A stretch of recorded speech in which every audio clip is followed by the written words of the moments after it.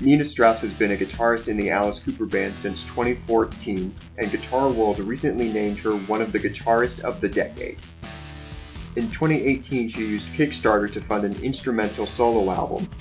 The campaign reached its $20,000 goal in about 2 hours, and fans would go on to raise $165,755.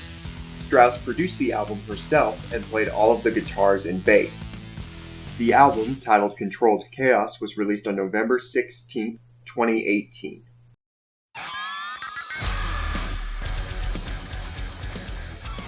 The album starts with a 20-second intro that instantly features a very cool riff, which I think showcases Strauss's ability as a rhythm guitar player. Everyone always talks about how good of a lead player she is, and I think this shows that she's just as good of a rhythm player.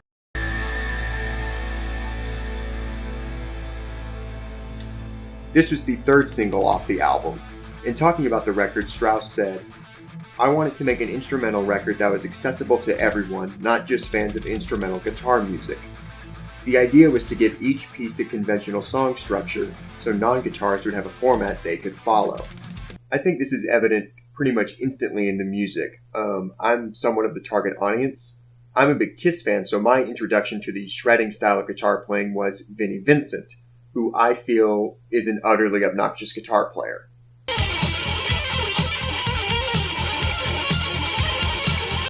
So that colored my view of shredding for a long time. I absolutely had the mindset that shredding didn't really have any feel or melody, that it was just noise. And this album, I think, shows that that's absolute bullcrap. Strauss has made a point to say that the various songs are meant to be left up to interpretation, which is one of the advantages of no lyrics. There's a real emotional core to the tracks that will affect people in different ways. The word allegria means joy, and once I discovered that, I heard it in the song. It's a very upbeat and energetic piece, but my initial take on it when I first heard the album had more to do with focus and determination. It sounds like something that you would hear in like an action video game or something like that. Regardless of interpretation, the song's fucking great.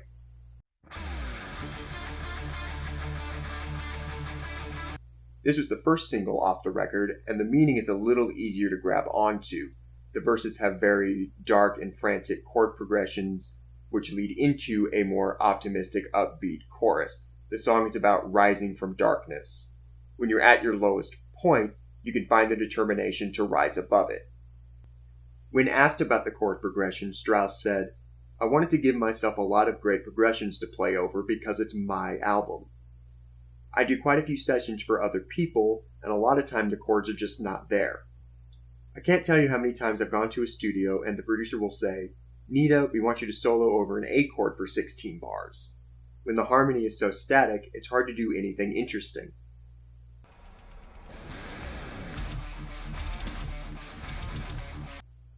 This is the second single off the record. The Mariana Trench is the deepest trench on Earth.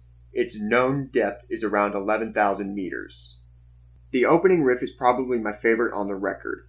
Every time I hear it, it's stuck in my head for days on end. The way the name Mariana Trench came about is Mariana Trench, of course, you guys know, is the deepest part of the ocean, but it's also the place on the Earth that has the most pressure. And the theme of writing the song was pressure, was feeling like overwhelmed, feeling bogged down. You know, I wanted to somehow illustrate that feeling with a guitar. This is a very calm and laid-back piece. It conveys feelings of warmth and home. I really like this one a lot.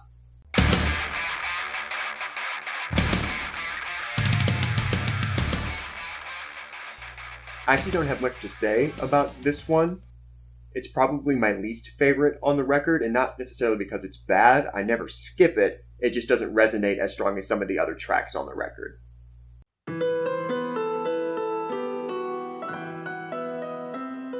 This one's really fun. There's a nice kind of guitar-keyboard duel. Like Allegria, it sounds like something that would be in a video game. I know when I'm playing a video game and I don't really like the music, I like to put this record on and listen to this instead of the music that's in the game.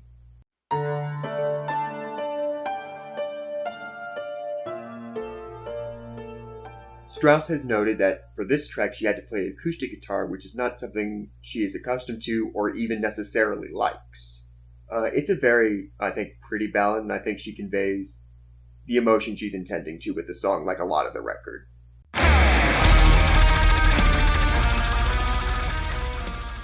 The phrase "lying among wolves" is essentially about individuality. It's about being comfortable in your own skin, regardless of the situation or the people that you're with. And I think that describes Strauss as a musician really well. And I think it's really impressive how she was able to kind of capture that vibe in a song.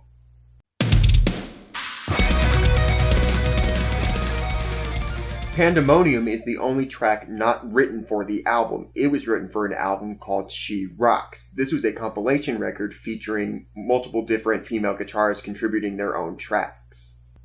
The construction of the song is really interesting.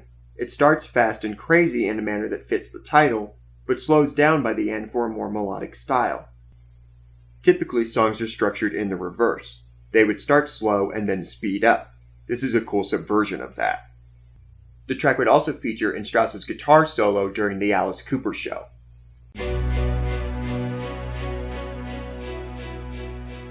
The album ends on a cover of Queen's "The Show Must Go On," which just happens to be my favorite Queen song, and Strauss nails the cover. The strings on the track are performed by Tina Guo, who is probably most known for her work with Hans Zimmer.